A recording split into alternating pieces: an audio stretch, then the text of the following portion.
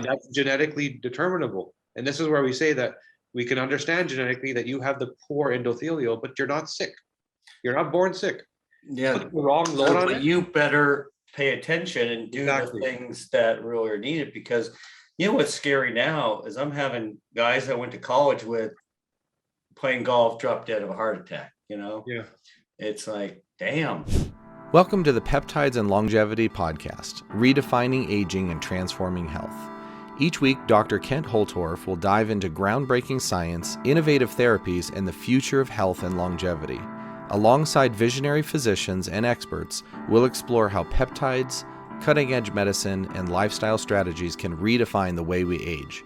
Get ready to transform your health, optimize your vitality, and unlock the secrets to a longer, healthier life. Let's get started.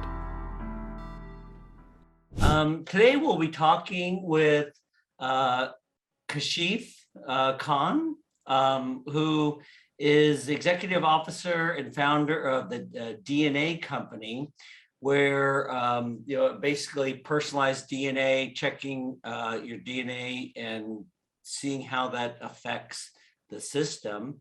Well, welcome. Thank you so much for taking the time. No, it's awesome to be here. Thank you.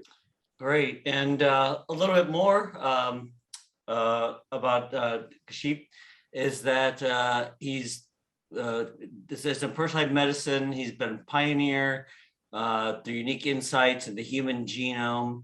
They've done the largest study of its kind globally. Very impressive.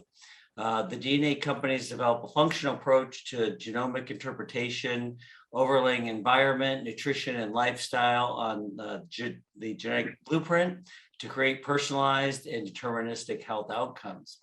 Prior to his tenure at the DNA company, he's done quite a few things, pretty amazing. He's been involved in a number of high growth startups where he took an active role as an angel investor and advisor, ran 2 successful marketing firms where his client list comprised Canada's top earners and most affluent individuals. From Canada's largest company to small neighborhood businesses, he's advised on business strategy in industries ranging from luxury retail, technology, finance, fine arts, healthcare, tourism, and real estate. So smart Renaissance man. He's participated in over 300 million in revenue in his own retail businesses prior to launching and consulting services to help others thrive. So he's grown up in Vancouver. His drive started from witnessing his immigrant parents struggle to establish themselves in the new country. Inspired by an ironclad work ethic and resourcefulness, he developed an industrious entrepreneurial spirit at a young age. While he was in high school, his peers were languishing at minimum wage. He was starting his first business. And it's interesting, as CEO of DNA company, he learned, that his genetics and his neural wiring actually, that's how he was wired. He's designed to be entrepreneurial. And he has since made his mission to build the DNA company into a business that has impacted and whose success is measured not in dollars, but in lives that have improved. And I've been very impressed with genetic companies. I think they've solved some problems that we've had and everyone else has had that we'll talk about. So again, thank you for coming on. Yeah, and well, what got you interested? So it was your own health that you looked at. Yeah. So as you mentioned, first of all, I'm blushing because I didn't realize how long that bio is. Thank you. So in that, you mentioned the marketing business. So I did that for some time. I realized my core strength was that public relations marketing, helping people find their place, in distribution and getting going. And I was sick. Like literally my business partner used to drive me home in the middle of the day because I had crazy migraines. I had eczema, I had psoriasis. I didn't look right. Like you could see, like I was not in shape, right? I wasn't sleeping properly, which I didn't even know was a problem. When a typical young entrepreneur, sleep almost seems like failure. Like, no, you got to work. Oh, I know. It's like, I hate going to sleep, but then I hate getting up. Yeah. So through that, it was bad. Like I got to the point where on a monthly basis, I was crashing, spending a couple of days at home because I just migraine, nausea. I just couldn't handle You it. were working your butt off at this Yeah, time too. it was too much. It was too much. And I didn't know that the environmental exposures that I had working in downtown Toronto, a big city, pollution, chemicals, in our building, there was a manufacturing company and there was fumes coming through the vents. I didn't realize. So in my genetics, what I learned, and this is what got me to this, the key glutathione genes, glutathionization is your detox pathway, right? So glutathione binds onto toxins, send it to the liver to metabolize, get rid of it. I didn't even have one of the most important genes. So forget about what version or what SNP or what variant, didn't have the gene.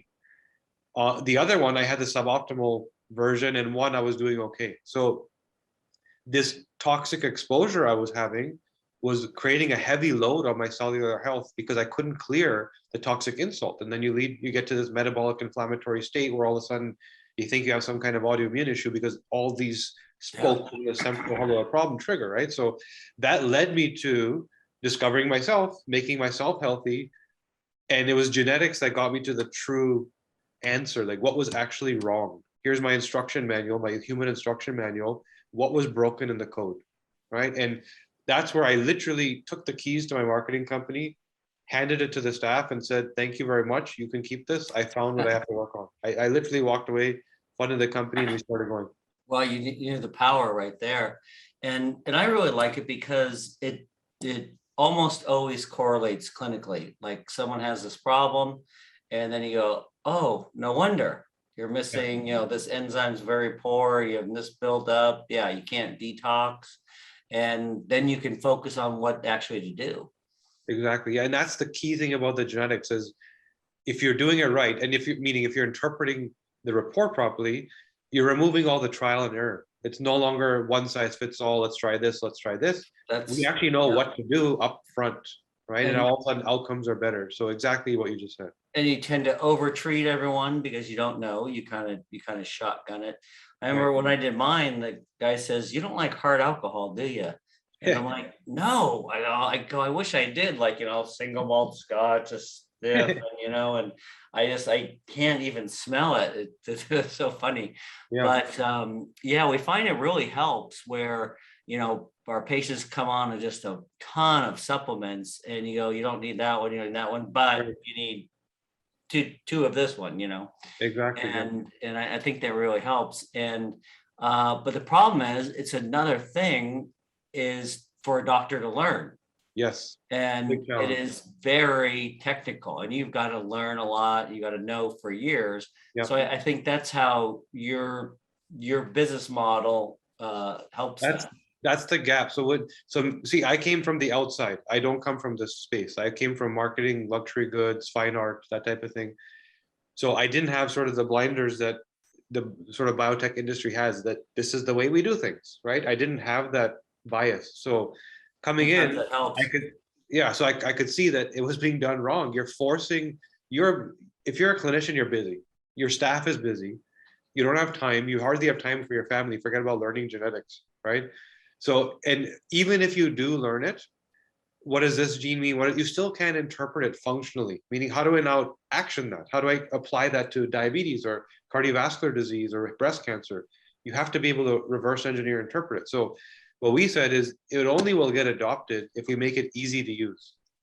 And so we sat down with our science team and literally for months and months and months built this giant algorithm, right? So the algorithm was, what are the steps, the rule sets in the brains of our scientists that they go through when they're interpreting, because they know what it means, right?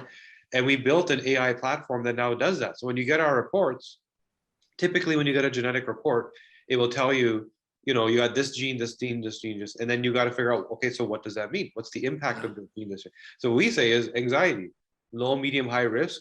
And by the way, if you want to know the genetics, here it is. Weight loss, prostate cancer, anxiety, depression, etc. You name the big buckets of things that people are in. We've reversed engineered those genetically, meaning how do they happen? Why do they happen? And give people that, including the clinician, because it's so much easier to just speak to the problem with the recommendations in hand. Recommendations meaning what's solving that root cause, not the symptom masking, right? And that's how we go about things. And we found that all of a sudden, it just become very easy to use and actionable. Yeah, because even like we'll have a report and they have these 4 genes where you can learn everything about this gene, but it's how they interact. How do And they- yeah. so you really need some sort of computer algorithm to help, Yes. And that's what we spent. So we spent 2 years downloading the information from our scientists' heads. We spent a year building the AI platform that can then read that information and produce the reports. And one key factor, so going back to one of the earlier things you said, the genetic industry really is focused on solving genetic problems, meaning that this gene variant directly correlates and equals a problem. Sickle cell syndrome, some forms of autism, things that you're born with it, right? You're not born with type 2 diabetes, you're not born with cholesterolemia. These happen 50 plus because it took that long of making the wrong decisions for it to express into a disease. So what does genetics have to say about that? That was the gap. What are the choices I should make that I don't end up there? So the only reason we were able to do that, there's two things there. In our research, we realized there was enough information about genes. What does this gene mean? What does that gene mean, right? We had to layer it into the systems that mirror the biochemistry of the body. So that was the first thing that we did, was the mapping. The body isn't 22,000 independent genes doing independent things. It's a cardiovascular system. It's an endocrine system. It's a hormonal system. What's the cascade for each system? So we looked at how those work, and then we figured out what genes instruct each step along the way. We then met with patients.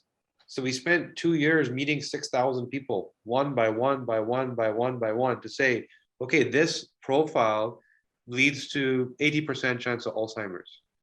But why did 20% not get it with the same profile? That came down to environment, nutrition, lifestyle. I have a suboptimal profile for which the genes are not supporting my ability to fight off Alzheimer's, but I still have to do something to trigger it. I'm not born with Alzheimer's, right? Right. So it was studying those environment, nutrition, lifestyle loads that are put on the genes. And that's really the most important part. Because now all of a sudden we understand why these diseases happen. And not only can we prevent them, we can also start to reverse them. Because that's the work we did. It's nice. I think it's, your genes aren't your destiny. It's, you can turn them on and turn them off. Yes, it's guided. With epigenetically, again, lifestyle, nutrition, lack of whatever, replacing lack of nutrients, wherever it may be.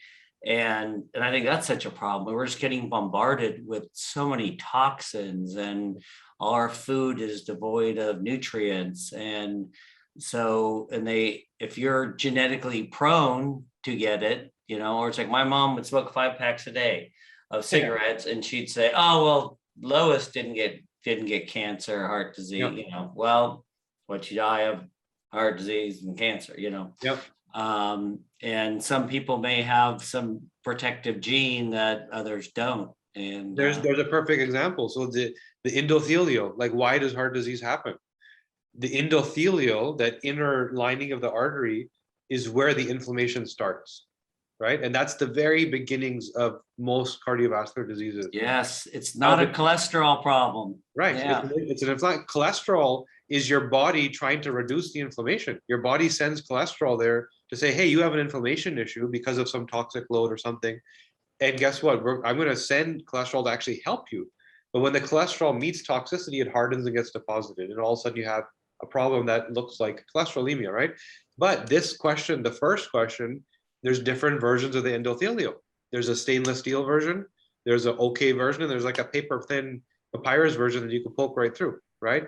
So now the question of, well, this person smoked till they're 90 and had no problem. This aunt smoked till she was 50 and died of a heart attack. The hardware was different. Yeah. And that's genetically determinable. And this is where we say that we can understand genetically that you have the poor endothelial, but you're not sick. You're not born sick. Yeah. Put the wrong load on it. You better pay attention and do the things that really are needed, because what's scary now is I'm having guys I went to college with playing golf drop dead of a heart attack. Yeah. It's like, damn, Yeah. And I'm sure they had bad genes and then bad lifestyle on top of that. Yep. I can tell you, we actually have one of our early stage investors is a pharmacist. We did sort of a early investment round when we were funding our research. And this guy was 38 years old. had a crazy cholesterol issue, and it came down to that he golfed too much, which nobody would ever think is a problem. But what's the problem in Canada, because we have such a long winter, especially in Toronto, the usage of pesticides and chemicals is highly unregulated here. It's much more regulated in the US than it is here, right? This guy, like terrible me, here. yeah, it's already bad enough. Now imagine it's worse here, right? So now this guy was golfing 4 days a week in the summer because he was trying to jam it in, because in the winter he didn't get it, right? So 4 days a week, 4 hours at a time, he's breathing in all these toxic chemicals for which he was missing the key gene that helps you clear them. He was also missing, I shouldn't say missing, but had a suboptimal methylation pathway, the anti-inflammatory, and he had this weak endothelium. That equaled that inflammatory insult, which led to cholesterolemia, right? So all of a sudden he's on Lipitor, can't understand why the number keeps going up, because you're fueling the fire with those chemicals. That's the root cause, right? And getting rid of golf is what healed it. Wow, that's a big price for him, but or wear a gas mask or something. Yeah. Well, even supplementation, you can do things to support. If you know where you're suboptimal, if your glutathione process is suboptimal, then support that and then keep golfing. Yeah. Right? Yeah. Yeah. And it's amazing. All that information is such power, and it can be one little thing. Yep. That's just because everything's a vicious cycle and it gets stuck at the weakest point. Yeah. And what typical things do you find are the most benefit or the most common that really help some people that are feeling bad? And then, or what else do you find in the typical person that you can change based on their genetics? That's a huge benefit to them. I would say there's sort of 3 answers there. One, the easiest thing to identify and reverse is all the cardiovascular stuff, because it's so mistreated in terms of what's really happening. Like we just talked about, it's the number one killer. It's the number one killer. It happens because of all these reasons we're talking about, right? It's more prevalent than ever before because the toxic environment, nutrition, lifestyle loads are worse than they've ever been, right? So that's one that it's so prevalent that it just kind of keeps happening. Diabetes, cholesterolemia, etc. Then there's 2 where, because our approach is so unique in areas that are very gray, we have really good outcomes. And I would say the number one is female hormone health. And why? Because that's an area that, first of all, the delta value between how bad the experience currently is, right? When they go to your typical primary care MD, well, it's your hormones. You're supposed to have problems, right? That you're supposed to have pain. Yeah, I've heard that before. That's typically, so the women believe it's supposed to be bad. I'm supposed to have bad menstruation issues, fertility problems, horrible menopause. Yeah, all my friends have it, and they say don't take hormones, and I'm just like, oh my God. Yeah. Or if they do, they put them on birth control pills. Exactly. Yeah. Not knowing that, well, what if this, hormonal issue is rooted in estrogen toxicity, right? Which it causes that inflammatory load. But guess what? Giving them a birth control pill, the genetics of it, that gene is still instructing to convert all that estrogen into estrogen toxicity, the byproduct. So you're just fueling the fire again, right? Yeah.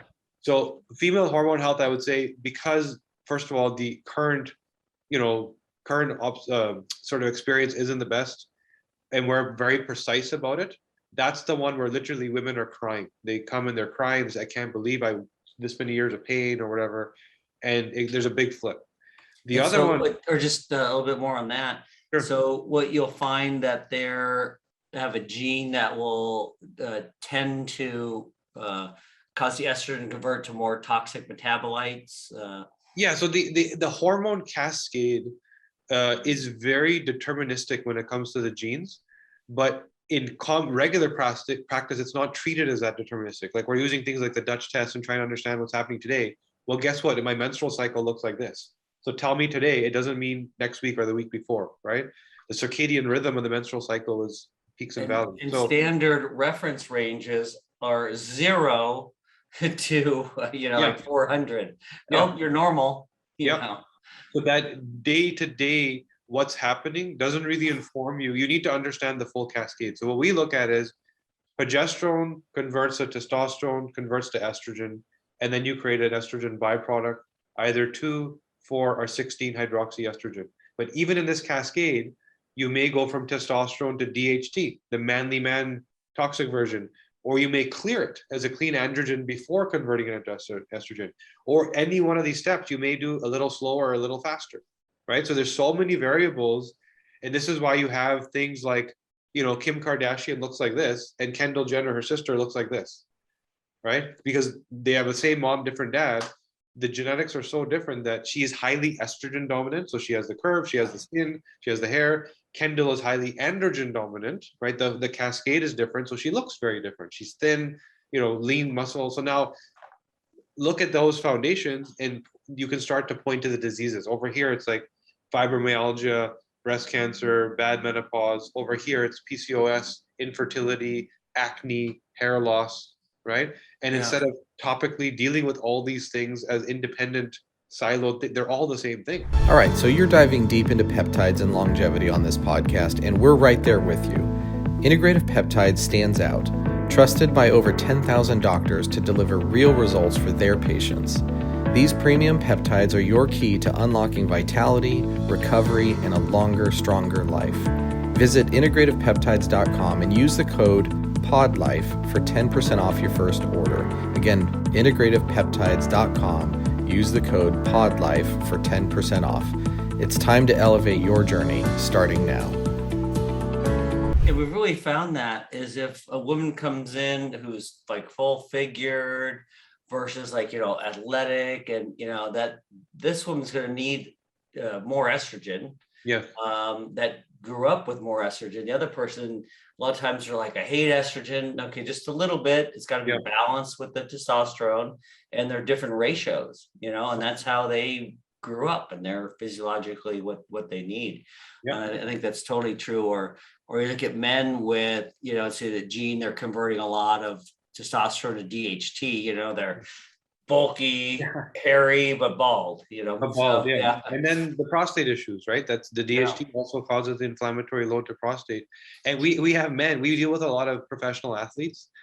So I can't tell you how many NHL players. So Toronto is the hub for NHL training. This is where all the guys come in the summer to train, right? How many times has some clinic sent us an NHL player saying that this guy has man boobs, gynecomastia? Why?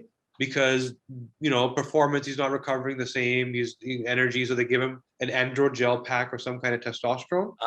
And if he's converting it into estrogen, all you've done is given him more estrogen, even though you've given him testosterone. I think that's the number one thing we see is, especially also if anyone with diabetes or obese, and they put especially creams and you get upregulation of the aromatase, they're just making tons of estrogen. Yes. Yeah. So, you can do things to block it. We'll tend to use a combination of like nandrolone and testosterone. Right. Yeah. So a testosterone that does not convert to DHT or estrogen, and then kind of combine it.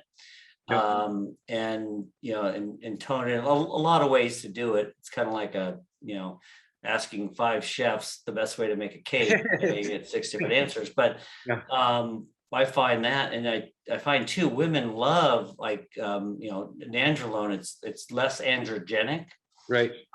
Great for bones. It's funny. Some women will drive home and just go, "Oh my God, I feel so good." Another one will call and go, "I just had road rage. I followed some guy home." So it's interesting, and the genes tend to correlate with that. Yeah. So so now imagine there's no trial and error. We can actually tell you upfront exactly what your cascade is doing and how many problems are resolved. So then going back to your question, the other area where we feel there's major impact is mood and behavior. So mental health, mood and behavior, personality, because again, it's so great, right? The clinical experience is objective. Like you're asking questions, you're trying to gauge, how does this person even perceive it, right? Maybe they say it's 9 out of 10, but it's actually 4. So all of that in terms of the neurochemicals, what drives personality, emotion, stress, trauma, etc. We've decoded all of that. So when we have someone's genome in our hand, we can literally describe your personality to a T without ever speaking to you, right? We understand how you deal with people around. Yeah, it's awesome. And we use this with executives for like team formation. We've used this in athletics with the teams also, but just day to day, we use it for young teenage girls that are taking an anxiety pill that don't even know why it's happening, right? And how many is that? It's just tons, because that's medicine now here. At least they go to the doctor. Oh, here, take an antidepressant, Yeah, yeah. And And by speaking of antidepressant, I'll give you myself as an example, right? So that entrepreneurial gene that you talked about at the very beginning. So what is that? Dopamine is your pleasure and reward seeking chemical. Either you enjoyed something or you achieved something, and dopamine is released, you get to feel it. There's this eureka moment, right? So the cascade looks like this. You produce dopamine, you have to bind it to experience. Then another gene called MAO, and there's, by the way, a gene called DRD2, which determines how dense your receptors are. So to what degree do you experience that pleasure, reward, emotion, oh, right? I've not seen that on a genetic test. You'll very rarely see that, because that's, again, it's not a genetic condition. So geneticists don't believe it's actionable, right? You have to study people to understand the traits. How do they behave? And this is why we studied 6,000 people in person, because we literally studied their behavior. How do they behave? And how does that correlate back to the genes, right? So and this is why you said largest study of this kind in the world. That's what we actually did.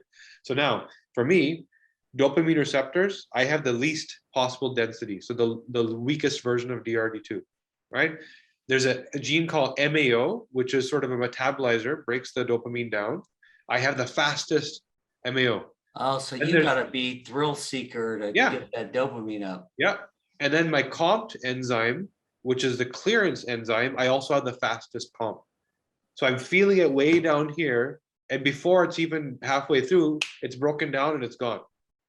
So I have 3 outcomes: depression, because I just don't get to feel anything, right? Addiction, because I go down the pleasure path and I feed it with whatever. Because you need something. Right?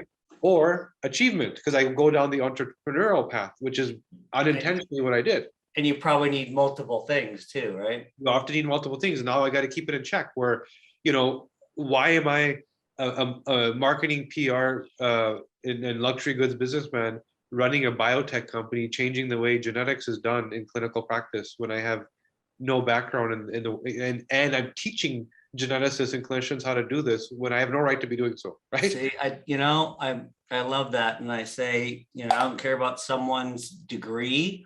It's what they learn. Or doctors, they're a specialist. They stop learning.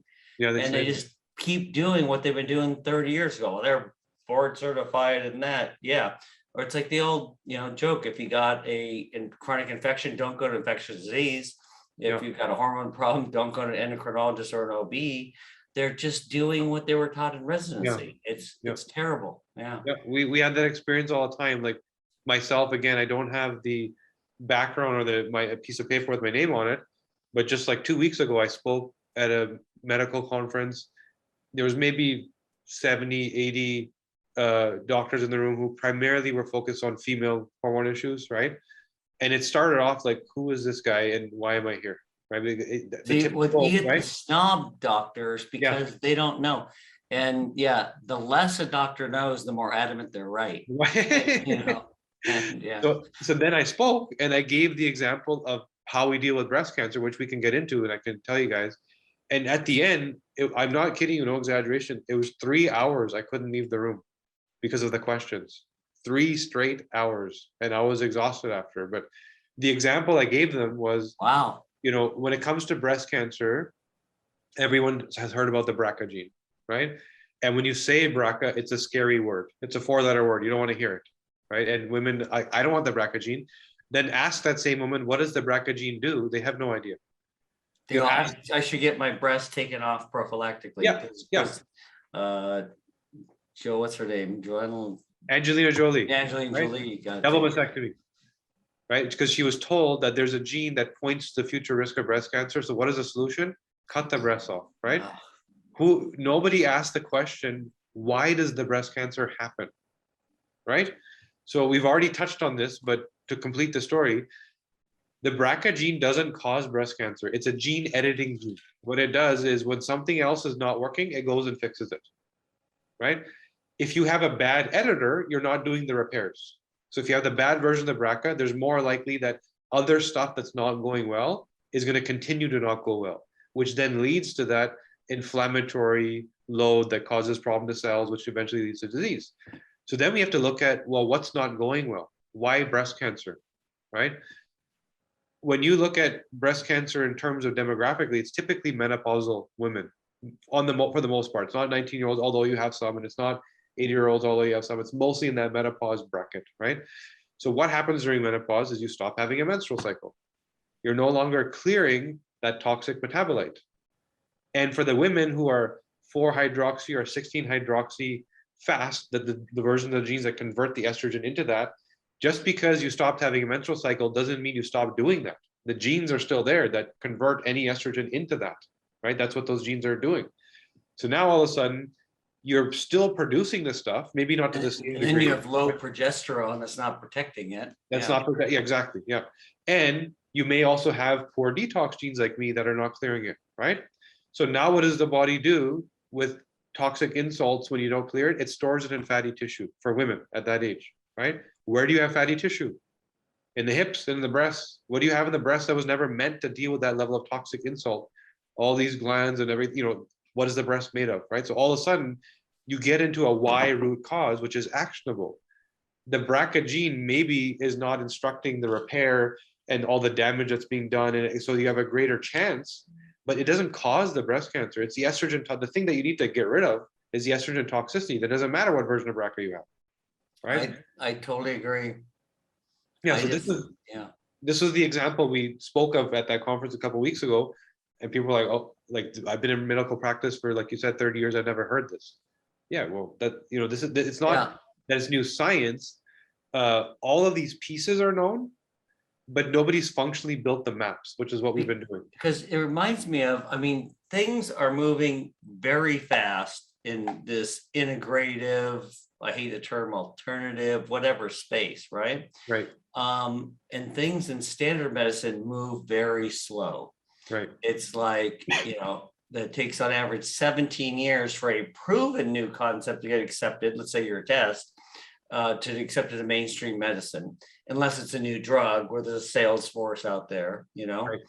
And everything is like, look at oncology. Okay, you got this breast cancer. No, we're not even going to test and see what it's sensitive to or anything. We're going to give you this cocktail. Yeah. No matter who you are. It's like, it's barbaric. Yeah. And it doesn't change. Yeah. And that wave of change is now coming. It's tough. First of all, you have sort of safety guidelines where you need, evidence-based, medicine coming out, which I understand takes time. But if you have some, I don't know, the death of evidence-based medicine. And that's I'm a little jaded with this whole COVID thing, but that's the problem. Is what came out as something that was meant to be protective ended up being sort of protective of the wrong thing, protective of better solutions entering the market, right? So ultimately, you have stuff that we know works. You as a clinician are free to use what you think works, as an example. But the solution I just talked about, it's not good. Most people will never hear this. No. Right? And it's criminal. Yeah. And someone has their breath, just take your breath off, and then if you tell them otherwise, it's like, well, and here's 50 studies. Exactly. Tell a doctor even, no, my patients are different, Yeah. Or a patient, they're scared because, they read on the internet, they hear from their friends, their doctor says one thing, and nope, this way you got to do it. And so it's a tough time being a patient nowadays. Yeah, especially when you have access to so much information, but you can't take action on it because it's almost like you got to worry about the clinician's ego more than what's best for you. Very, very true. Yeah. And it's kind of like I found that, which I'm used to it now, but you would think if, let's say, a patient's sick for 10 years, doctor's seeing them, they have a good relationship with their doctor, but they come to us, that we send them back better, you think the doctor would be happy. Yeah. No, they're pissed. Yeah. And they'll discharge the patient, instead of going, hey, what are you doing? Yeah. But the great thing is we have this wave now of clinicians like yourself and many others that aren't happy with the status quo and are doing a lot more, right? So if somebody comes to see you, that's not the experience. They're going to get something very different. So it starts there, right? Somebody has to pioneer. Somebody has to sort of have the arrows on their back and fight the Yeah, change, and then eventually it adopts. And I think there's really something there because, we love the genetics, but the problem is you got to spend so much time learning genetics. Right. And it sounds like you solve that problem. Well, you'll have your experts, read it and go through it. And so what again, name of the company, how do people get it? Can patients order it directly or doctors? It's both. So it's the DNA company, literally. The DNAcompany.com is a website. And we started off direct to consumer first because our research was done with sort of high net worth people, meaning the technology used to be expensive, right? We weren't just doing a typical, you see on TV consumer test. It's a much more in-depth process for what we do. For example, when you buy a typical DNA test, you're getting what are called SNPs, which are like spelling mistakes in gene. This letter was a C instead of a T. So that's one test you can run. We do that, but we also test for what's called an indel, an insertion or deletion, meaning it's a whole paragraph is wrong, right? So that Go back with that. I have not seen a test that offers that. So meaning that so here's a dirty secret of the industry. Let's get dirty. The secret is this, that there's all this concern over data privacy and my data, my DNA, etc. Right? So everyone knew that we had this jewel in us, our DNA, this thing that we needed to decode, and it was going to fix everything, right? So what happened was genetic testing companies got funded in a big way, and they started selling these tests. What then later happened is investors said, this business kind of sucks because we test your DNA once and then what? Because your DNA doesn't change. It's not like cholesterol or blood work where you just have a clinic partner and it just keeps going and going and going. Test once, done. Your DNA never changes, right? So I got to find a new Yeah, so the new business model became sell the data, right? And how do you sell the data? You have to get mass evidence-based style, let's get big numbers data, which is study as many genes as we can, find all the SNPs. So it's like average based, pass them off. There's more you can test for than SNPs. And that was the problem, where you have genetic reports from this model, which tell you got an 80% chance of this, 60% chance of that. You're taking your instruction manual that's definitive and giving back probability, right? You're taking my cellular code and telling me you got an 80% chance of something. Well, it's the 100% answer is actually here, right? So that's where we got to. And that's why clinicians started to say, well, DNA is not really that actionable because the product wasn't designed for you or the consumer. It was designed for the data buyer, right? As an example, 23andMe's big funding around 2 years ago, $300 million was Glaxo, right? That's who their big funder was, $300 million. And that's when you started seeing billboards all over Times Square, et cetera. Oh, I did not know that. Yeah. Right? So that's how the industry works. So now what we said is people still know that there's something here that they're not getting, and they're probably willing to pay for it. So we started with the high end. We started with celebrities, professional athletes, etc. And it wasn't cheap because we were doing the SNP test, but we were also doing the indel, like I was talking about, meaning spelling mistake, whole paragraph missing. Imagine you're reading a book and there's a paragraph not there, right? Or there's an extra paragraph. The implication, if a SNP means this much to a pharma company, what does the paragraph mean, right? There's also something called a copy number variation. The whole gene is missing. Forget about a letter or a paragraph. You didn't even get the gene, or you have an extra copy of it.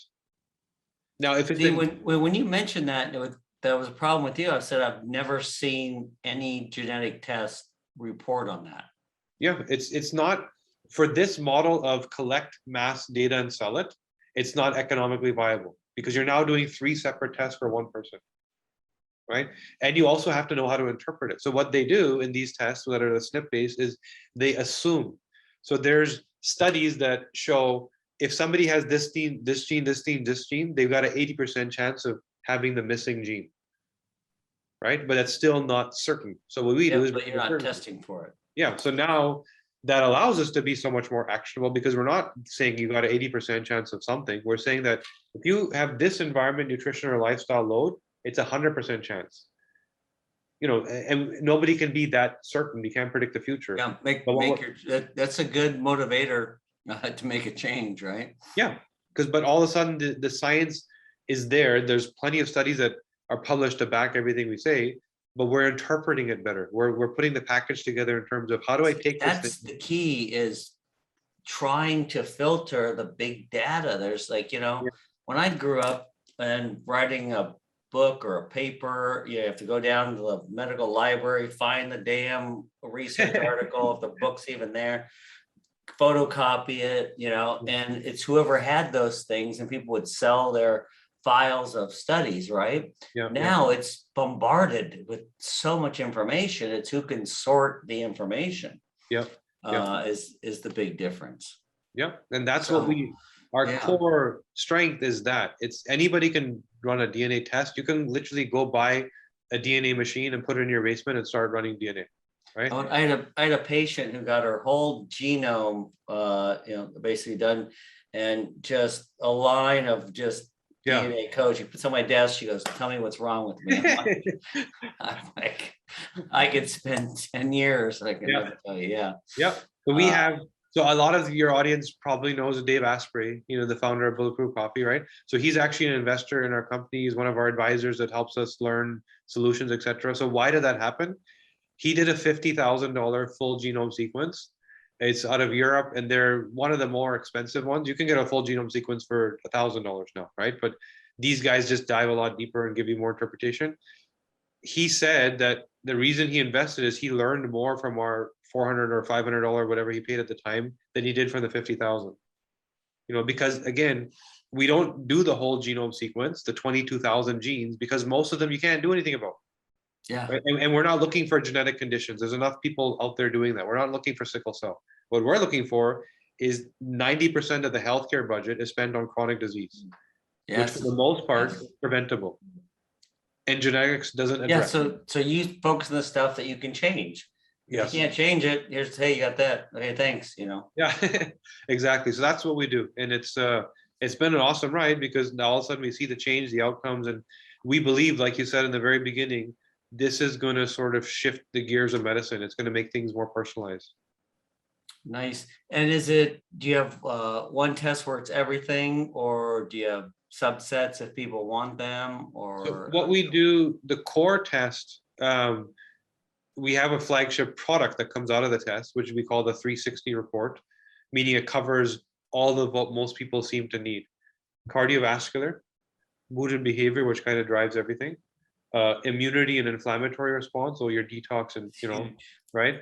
Diet and nutrition. So at a personalized level, how do you deal with carbs, fats, macronutrients, micronutrients, even vitamins like C, D, A, etc. Fitness and hormones. So body type, acne, skin, what are your hormones doing? Not quite the health concerns yet, but more the lifestyle and body type, right? And then the last one is sleep. So chronic sleep. What is it in the genetics that are driving you to either not sleep well, not be able to fall asleep, or I fall asleep but I wake up in the middle of the night, right? And we've kind of cracked the code on all that stuff. So that's the core product that people get. But from there, we have coaches that can drill further. And for the clinicians that are listening, we have coaches that can work literally for you and your patients. And this is a big part of what we do, is, like you said, it needs to be made easy. So instead of us trying to teach 500 doctors how to do this, we're saying we already have a team that knows it so well. We will package it up so it's your team. Your client calls, they're going to answer with your clinic name, and they're going to work for you, because we know that's what you need. And now all of a sudden it goes from the 6 systems I talk about to the hardcore, like prostate cancer, breast cancer, fibromyalgia, fertility, anti-aging, career planning, all the big buckets that people want to talk about. The coaches then can dive deeper and from the same test interpret more. Yeah. Right? So that's how we do things. And where they see patterns and go, hey, you got a big problem here, where if you just try to read it and learn it,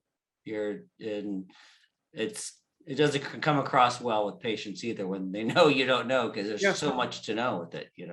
Our chief scientific officer always says that the problem with data is dumb, right? You need to know what question to ask it. So even the reports that we give, we're giving what we think people need for the most part, but ask us a question and there's going to be more information that's not in the report, right? And we know how to take that question and sort of ask the DNA for the answer, right? How to interpret. Yeah.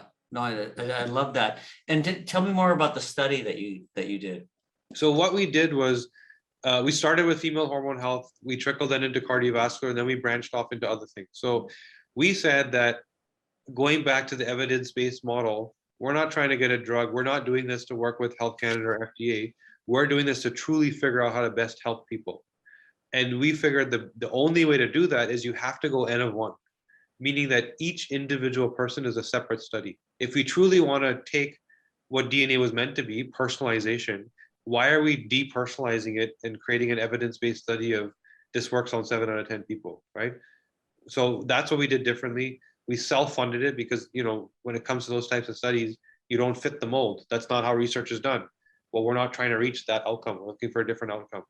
So we self-funded. We had some investors. We had some clinic partners that worked with us that also got involved. That doesn't sound cheap either. No, we dove in. It was 6,000 people, right? So we dove in, and some of it was paid, some of it was us paying for it, some of it was clinic partners. We worked with, for example, like the U.S. military on the Black Ops Special Forces, PTSD, trauma. Who should actually be deployed in active combat? Who can actually pull the trigger? That's huge. I kind of took a dive into that because I had to give a talk, and I'm like, damn, like with chronic illness, PTSD is a big part of that. And and we've decoded how and why that happens. There's a couple different paths to get there. Where you can tell who would like to get PTSD before they have it. Yeah, before they go out. Yeah. With certainty. It's not like a maybe. We can tell you for sure this person is wired for PTSD. Right. This thing, how much that could help the military. Yeah. And we've done that so we haven't done it on a big scale. We've done it in research, meaning it was just the Black Ops Special Forces. And then we tried to work with different communities. So some athletes, some executives, some, stay-at-home moms that have fertility issues, right? We tried to focus different, like a diaspora of different stuff. And that allows us to get this N of one, where now anyone that calls us, we've kind of seen it before, right? The context is very important. The same mood and behavior profile as a student, as a dad, as an executive, 3 very different contexts in terms of how you're going to behave. So we have to understand what gets triggered by that load. And that's why we did this N of one research, which is very unique. Genetic companies don't do this because their intention is, how do I discover something about this gene, which then becomes very valuable in the pharma industry? We're not trying to do that. What we're saying is, how do we become valuable to people and become their quarterback, right?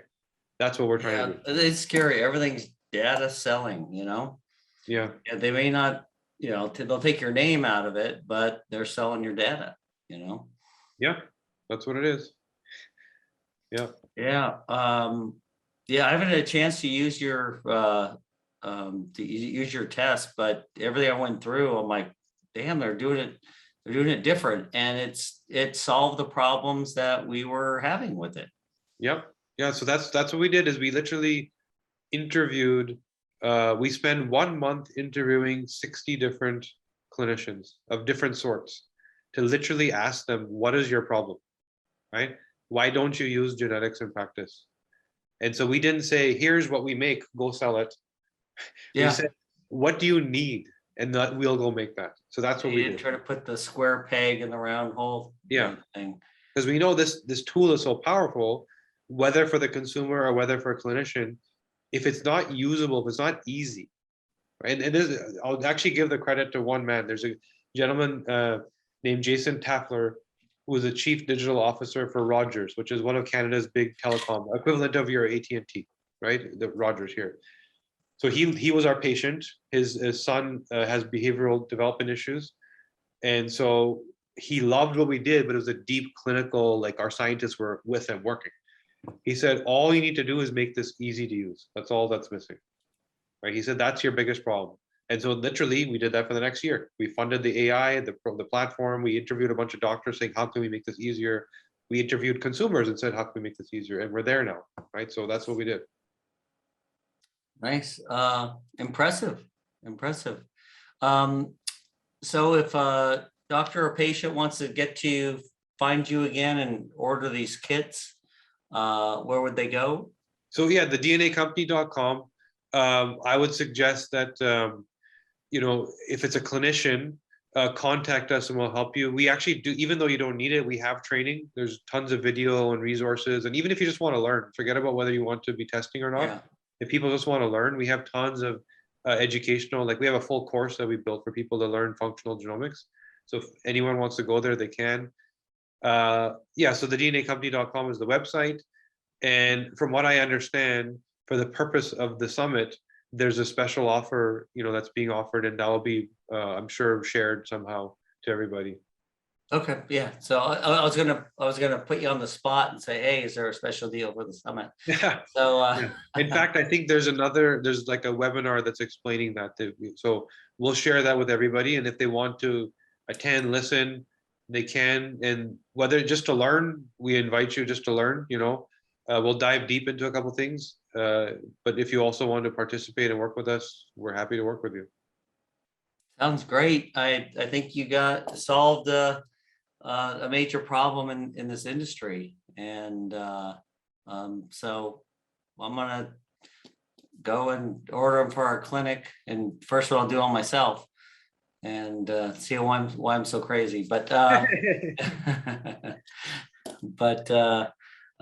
no, it just sounds great. Congratulations. And how long have you guys been in business? How long have you?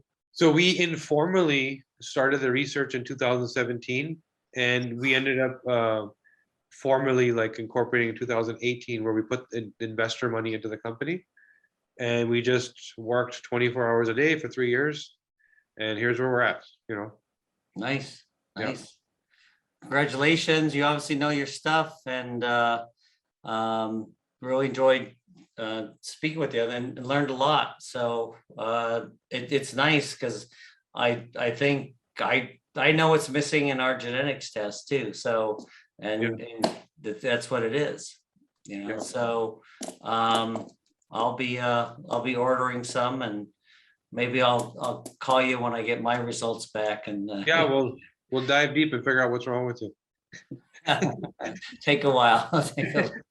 So, all right. Well, thank you so much. I think this fits right with, it's a peptide summit, but all these things go together. They go together. Optimize until you know what's wrong. Yep. And if you're going to be getting into peptides, which is a great thing to do, understanding the personalization of it, like what do I need? Why do I need? What's going on hormonally? What's going on up here? What's going on with my skin, my head? It's all genetically driven. So now all of a sudden, when somebody's working with you, it could just be so much more effective. You know where to focus, right? It just makes the process smoother. It's good for win-win for everybody. And that's I mentioned that we're able to take people off of things that, because doctors don't know this. You tend to shotgun or trial and error, right? But with this, now okay, here's your problem. Here's your problem. And you can get from point A to B much quicker. And then that's the key. Or you don't miss that thing that you've been stuck on. Why is this patient getting better? Right. And oh my God, they can't metabolize this, so they build up this, So you probably heard a lot of great cases. Yeah, for sure. Yeah. So great. Well, thank you again, and look forward to working with you more and checking everything out. So appreciate you taking the time and being a sponsor of the summit. So thank you. It was a pleasure. Thank you. Thanks for joining us on the Peptides and Longevity podcast. If you enjoyed today's episode, don't forget to subscribe, share, and leave a review. It helps us reach more listeners passionate about optimizing their health. For more insights, resources, and updates, visit our website at www.holtorfmed.com. Together, let's embrace a future of health and vitality. Until next time, stay inspired and keep thriving.